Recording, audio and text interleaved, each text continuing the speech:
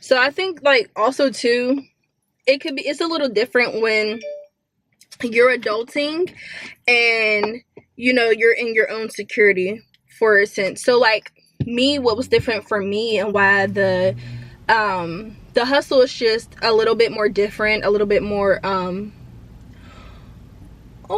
my god, there's a cat. I think, oh my goodness, where did you come from? Oh, okay, anywho. Also, if you say anything about my eyebrows, you're literally anti-black and I don't want to hear it. Because I'm in the new phase of doing my eyebrows. Everybody goes through it. Everybody goes through it. Used a brown eyebrow pencil. And I always do like this half concealer look. And people always talk stuff on like half concealer looks. But I kind of understand. But it's just so easy for me. You know what I'm saying? Like I don't be feeling like putting on the foundation and the contour and stuff sometimes. So... you know, to me, I feel like it's good if you know how to do a full face, but I also feel like it's excellent if you know how to work with what you got, because maybe there might come a chance where you need to, and so I know how to work it with both. But I definitely want my makeup to look more flawless, like when I am doing full faces, like literally those Pinterest girls. Yeah. So anywho.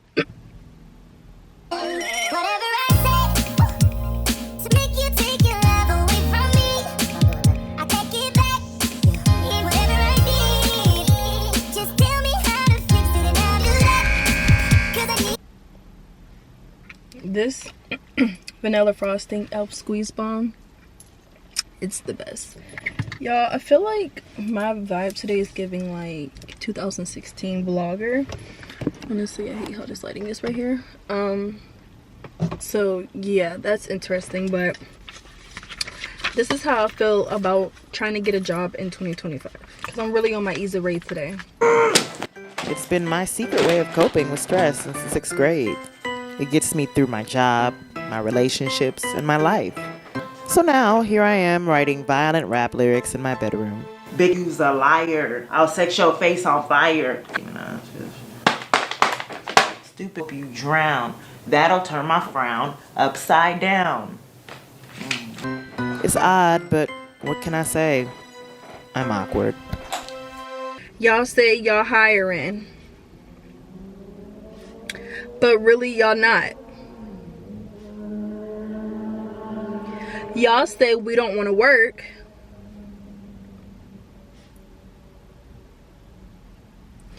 but y'all don't want us to work.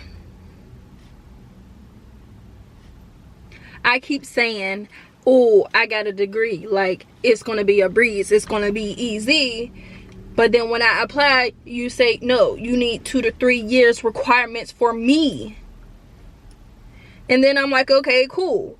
I just graduated from school and I'm in my 20s, so you know, it's whatever, boo. So let me just apply for this little food job. But then you say, nah. Yeah.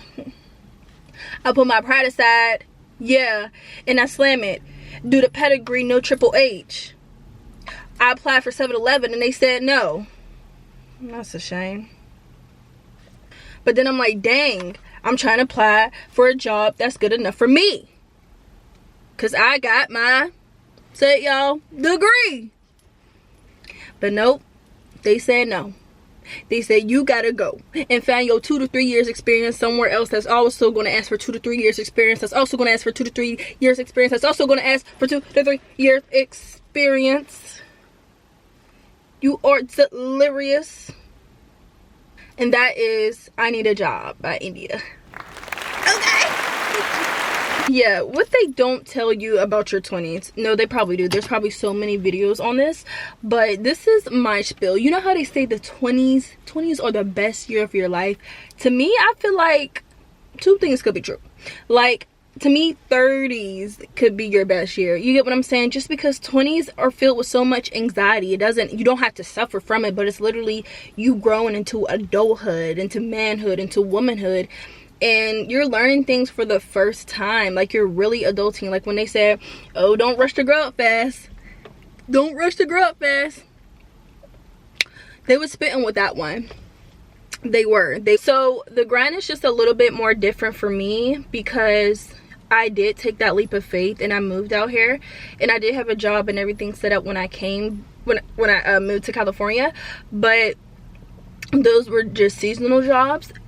So you know, it's like okay, you have something for now, but you know, I didn't think it would be that hard to find like a full-time job within my field. And people talk about it all the time, like they, you know, talk about how they struggle, they just struggle finding jobs, and you know how they say college is a scam. And I never feel like investing in your education is a scam. I will never say that, but you know, just to everything, there are positives and there are negatives, and you know, just depending on what your major is, because sometimes it does depend on that, you're just not always guaranteed a job right after college. And this is why internships are very, very, very important, because that's your opportunity to make connections and possibly land a job. And so what I will say, and people may say like, oh well, you're crazy, that was stupid. And I think going through times like the times I'm going in, sometimes I look back on it and I'm like but also knowing that it's okay to give my plan time, and you know, like everything will work out eventually. But with my internship back in Pittsburgh, there was 2 full-time job opportunities for me within my actual field of work, and then actually from the university that I graduated from. So you know, there was that stability, but I still, you know, and I knew that would happen. I knew when I decided to make the decision to move that there would be something to try to hold me back, not in a negative sense, but in a positive sense. But I knew I still needed to stick to the plan and what I wanted to do. But that's why, you know, the grind out here is just a little bit, it's just a little bit more different, knowing because I'm not in that safety net in a sense. So yes, even in your hometown, if you don't leave home yet or whatever, you're still going to deal with the anxieties of being an adult, of really grasping just the beginning of your adulthood and your adult life. But like I said, it's a little bit different for me. But there's so much encouragement around me, not just because of my wonderful family, but literally because of the friends and the co-workers that I have currently. Everybody out here, one thing about it is, like, you know, we all in some way are going through the same situation. We're all trying to make it, or we're all trying to just find work, you know, find the jobs that we we want to ideally work in. You know, a lot of us do have jobs, but it's just not necessarily what we want to do and what we got our degree in.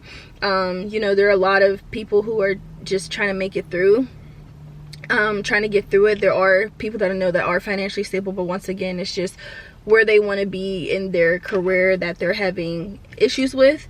So it really is encouraging to know like you're not alone. And a lot of my friends out here and my co-workers out here, we can really empathize with each other, whether you were what they call a transplant, I'm a transplant, or if you're a native. You know, it's hard for everybody. But I think I do want to say though, why y'all always say y'all hiring and y'all don't be hiring?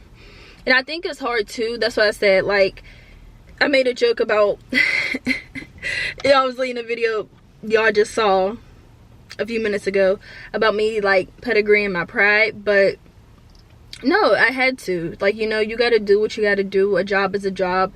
Never let anybody shame you or make you feel bad for that. I'm always like, please don't park next to me, because I park in the farthest spot.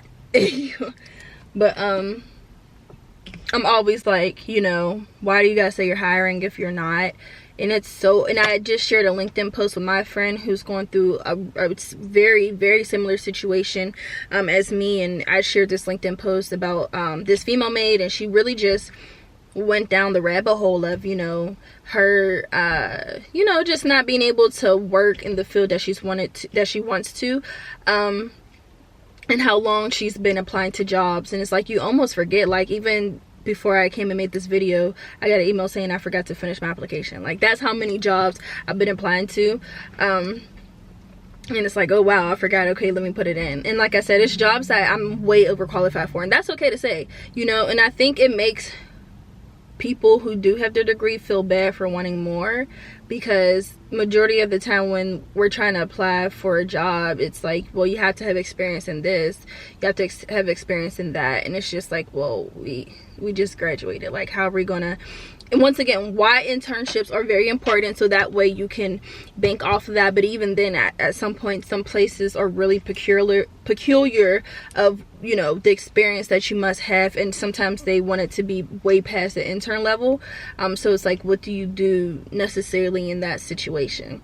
So that's the tough thing about it. And like I said, being new out here, I have to create that network. I have to create that that market to where I can go back and be like, well, I have experience with this, or I can ask this person, and I'm doing that. You know, I feel like I'm in a good place with that, and it will only get better just because of the connections and the wonderful people that I've been meeting out here. And I think the difference with me is I just knew like I wanted to be out here. I wasn't really like hopped in a plane at LAX with my dream in my cardigan. I always laugh, but every time I hear that song, I'm like, wow, that's kind of me. That's kind of what I did. But at the same time, it's like I had a dream, but I moved out here. That's what it was. I didn't say, oh, I'm going to go pursue my dreams in LA. But it just made so much sense because it's literally a melting pot out here, and there's so much to do. There is so much opportunity that you can have for whatever field you're in. Because now, so my degree is in sports communication, and I just finished up one season with one of the football teams out here, and now I work for 2 more sports teams. One of their seasons about to begin, and the other one's about to end. But you guys know I work for the Clippers, so their season, they're about to end. And so, you know, that's always fun, and that's always interesting, but those are still seasonal jobs, you know. But like I said, the fact that I'm even able to do that, like, you know, that's awesome. But I was saying that to say, like, I work in sports communication, but if you follow my All Things Indie page, you will saw that I went to the Jennifer Hudson show. And of course, it was an honor, and it was truly an experience. Meet Jennifer Hudson. She shook my hand. She was very personable.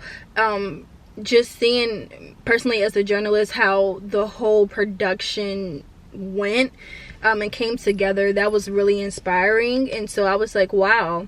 Oh, and even watching like a lot of press runs of The Lion King. And I know you're like, huh? Well, of course that started with me doing a simple YouTube search of Aaron Pierre. That's Mufasa. Aaron Pierre. That's Mufasa.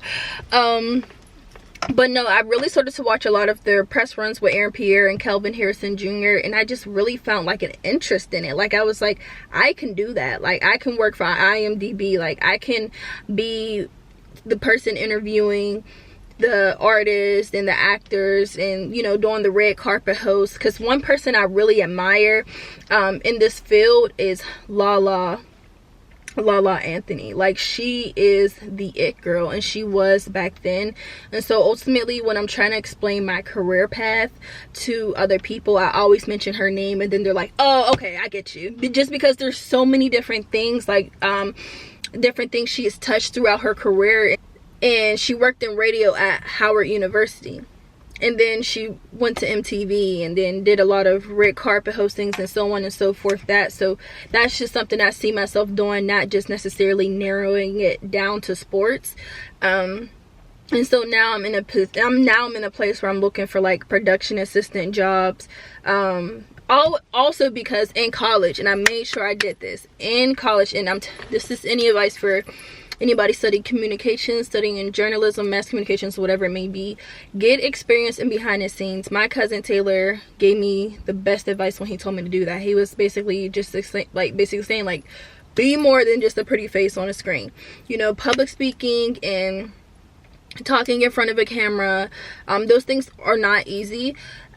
But also having background and knowing how to produce your own footage, how to shoot B-roll, how to work with certain softwares, learn how to do those things, because it's also good for you because any type of journalist, you kind of do freelance in a sense where you're shooting your own things, basically what content creators do. So you want to have that, but also being able to say, okay, I know a little bit about what to do. You know, if you need somebody for that position, or you need me to help with that, like I can assist with that. So that's exactly what I did. I remember doing the cameras at the football games for the first college I attended before I transferred, and I remember one of the coaches were like, I've never seen a female like run camera for a game. And then I did a lot of like the keyboard switching when I transferred to my other school. No, I did it at both schools, where basically like you're in charge of the camera people and you're telling them like what to do. So hey, I need you to pan a little bit more left, I need you to pan a little bit more right, I need you to zoom in on this player, I need you to get this play, the ball's in motion, so this camera, this is what you're doing. And I'm like, okay, 1 ready 1, and I'm switching 2 ready 2, letting the camera know that you're about to be on air. So you'll say 1, you're letting camera 1 know I'm about to switch to you, so I need you to be in position, I don't need you to be shaking and blurry and all that. Then you'll say ready 1, and then so you'll be on 1, and then you'll say 2, so camera 2 knows to get ready. So I did a lot of stuff like that, and you know, because it's an exciting thing to want to be like, oh, I want to be on a camera, I want to be on a camera, when you're involved in the certain clubs in your school and opportunities, which is great and dandy, but it's also important to get that behind the scenes experience, because ultimately you will need that, and it's good to have on your resume. And if you want to take it more, you can learn things along the way. And so yeah, but I think the frustrating thing, going back to what I was saying in the beginning, the frustrating thing too is like, I may not have the experience, but I can learn. I'm trainable, and somebody has to learn. And I get it, I'm not mad at employers who, you know, they have like, they know, no, we need somebody sharp, we don't have time to train. I know my strengths, okay, and I know my weaknesses, so there's that. But also at the same time, it's just like, you know, you can train somebody. You know, don't ever not apply to a job if they say Microsoft required and all that. You can learn that. Like, go look up at YouTube. Like, you can learn that. So I think that's just like the frustrating part. They don't really tell you about it, especially when you know you're also destined for greater. It's not me being lazy or, you know, me negatively thinking, but when I've worked the food jobs, I'm just like I know I'm not supposed to be here. Like, I know there's something greater for me to do, and that really just makes me want to grind for my own things, for Indie Talk 101, for just sports communication, for all that. It makes me just want to grind more, you know, because even too in sports communication, if you get a full-time job, it's still like a job where they cut a lot too. So, you know, nothing is really promised, and that's why I want to gear into like a lot of other avenues. But I'm really taking an interest into like fan engagement, production assistant. Oh yeah, because going back to the Jennifer Hudson show, I really love just seeing how everything came together, from the production to even the people who managed me, the fans, and helped us, you know, get into the studio and everything. I was like, wow, like I can really see myself doing that. And I think that's okay. Like, you don't have to have, it is okay, not that I think, it is okay, it's okay to have different avenues of media, and, you know, wanting to work in film and television. Even if you're like, you could have all those things under your belt, because you really don't know what can actually be your strength.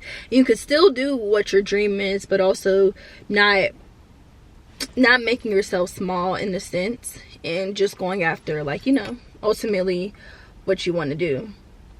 So really, I'm just encouraging you guys to, you know, just stay the course. For anybody going through the same situation that I'm going through, or that, and I know that a few of my friends are going through as well, but I just think it's something they don't tell you in your 20s in a sense, but then they kind of do warn us. I was like, they actually kind of do warn us, but in the 20s can still be the best years of your life. It really does just depend on your situation. You know, if you're at home chilling, you're stacking, but you also like, you're good, then you know, you go live your life. But for those of us who was a little bit more real, because we wanted to be, and there's nothing to be ashamed of, or just maybe it's other circumstances, you know, the grind is just a little bit different. But I just encourage you all to be encouraged. Like, it is going to be okay. These are the growing pains of a 20-year-old, of 20-year-olds, and some people don't get into they in their 40s, and guess what, that's okay too. But understand that you are not by yourself. I mean, by your 40s, I hope you get something. I hope something, is going on. But I say that to say, like, don't feel less than a person. I know social media will have you thinking you have to be X, Y, and Z, 1, 2, and 3, A, B, and C. I hate that, but you don't. Like, just take it one day at a time. And I want to do another video of like dating above your means while you're still in the process of starting your life, because my mind is a little bit different. Or I don't know, I just always think weirdly about that subject. I don't know, it's just like, oh, like, the type of guys that you like, or the females that you like, but you're not there, right? And that's okay. Don't I had this thought, don't rush your life. Don't try to, like, it will come when it comes. And in the meantime, if God sends that person, he does. If he doesn't, he doesn't. If when you are at the point where you're financially stable and you're in the career that if you're in a position where you're in the career that you want to be in, you're financially stable and all of that, and you're where you want to be, and then God decides to send your person, or you feel confident pursuing somebody, then that's okay too. But I just want to know, like, do you still pursue that person, or do you pursue that level of who you want, or does it not matter? Because ideally, it's like, when you're on the level that you want to be, if somebody tries to step to you at the level you were before, would you go with that person, or would you date somebody like on your level, in a sense? Or does none of that matter, But that's why I say, and that's exactly what the Bible say, guard your heart. Because listening to all these podcasts will be having you be like, what? And then you're missing out on who you're meant to be with, because you think he gotta have 6+ figures and this and that and so on and so forth. And if he doesn't, then you're settling. Like, there's so many other definitions of, or other examples of men in a negative sense of where you're settling. It doesn't have to necessarily be him not having 6 figures. So anywho, be encouraged, and just remember, like, you didn't come this far to just come this far. My sister, I was talking to her on the phone, and I was saying something about, like, oh, like, driving and, like, stuff like that. And she was like, oh, remember, but when you were in that, when you weren't in that position, and you felt some type of way about that. And I was like, oh, that's right. Like, I think I have notes in my phone. Like, I used to beg God to, like, help me get my license, help me drive, because I used to always have to catch the bus everywhere back home, and it was just so humiliating and so annoying. But now I, like, don't like driving because I have driving anxiety and things like that. But it does make you think, like, wow, like, look how far you've come. Look at where you're going. Look at the obstacles that you overcome. Like, I am living in so many answered prayers. So many answered prayers. And sometimes I get blindsided by the fact that I am, because of, the adult things that I'm dealing with now, dealing with life. But it's like, no, like, don't ever forget that, because that's literally motivation to keep going and to not look back. But I used to always catch the bus, like, horrible heat, rainy weather, snowing and all that. Man, it really was the worst. And it wasn't like, oh, because in Pittsburgh, and as they do in New York and other places, like, you could commute, but it was like I had no option. So even if I wanted to be like, oh, I'll drive my car, I couldn't. I had no option but to take the bus. So that was really, it was a really humiliating time when all your friends have their license and all of your friends have their own cars, and it's just like, you're always the one who didn't and always needed a ride. And yeah, I mean, I've took the bus to, like, far places. It's just been so embarrassing, with bags and going to go see my grandmother, and and I didn't care. I'm always make sure my nanny okay. But going to the store with her and luggaging things on the bus just to make sure she's good, But it's like, all those things build grit. They build character. Like I said, I'll do anything for my grandmother. So, bus or not, I didn't care. So one thing about it, 2 things for sure, she was going to be okay.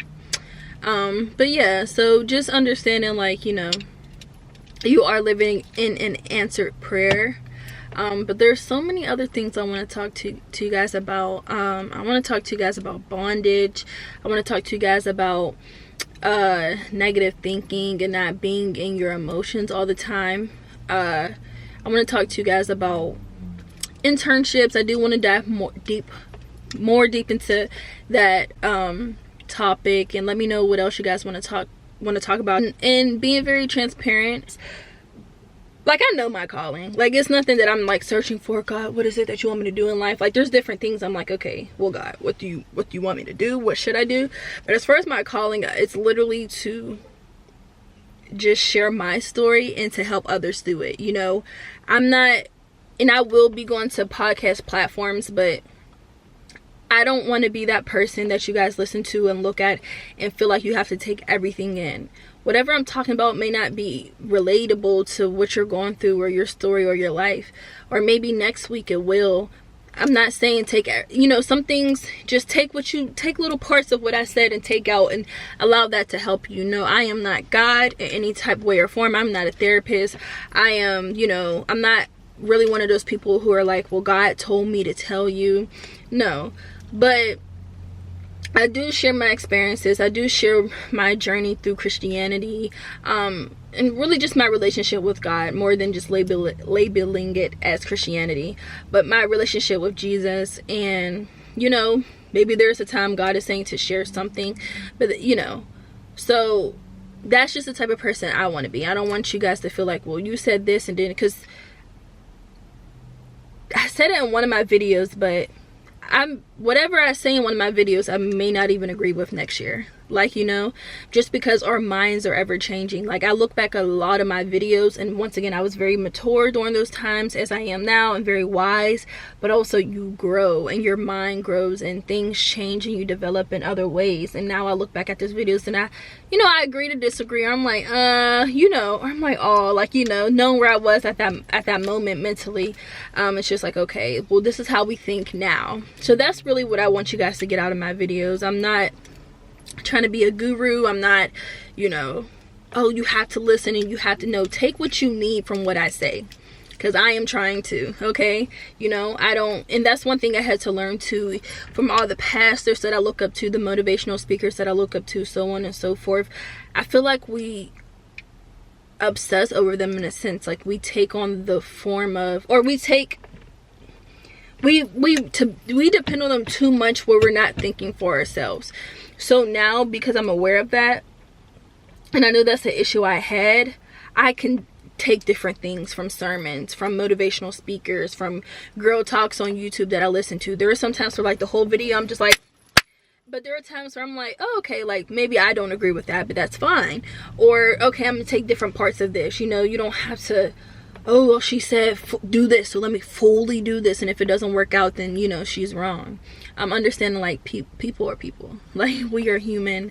It's different if somebody presents themselves as, like, this, I don't want to say perfect person, but it's like, no, take this advice, then okay, you know, whatever, but that's not how I present myself. So I'm just letting you guys know I'm human, right, with y'all. And, you know, I really do care about you guys, and it's literally my calling to share my story and to help others in this lifetime from what I've been through. But once again, like I said, I feel like I found, or I will find, that balance when it comes to that.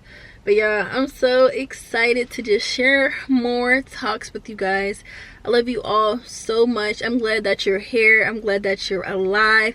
I'm glad that you're breathing and gracing this earth with your presence. You matter.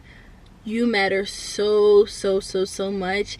And don't let the storms of life, don't let calamity, don't let issues at home, don't let issues in your mind, don't let issues with friends, family, grief, all of those things make you really lose sight of the beautiful person that you are, and all that life has to offer. You haven't even seen the best of who you are and who you're meant to become yet.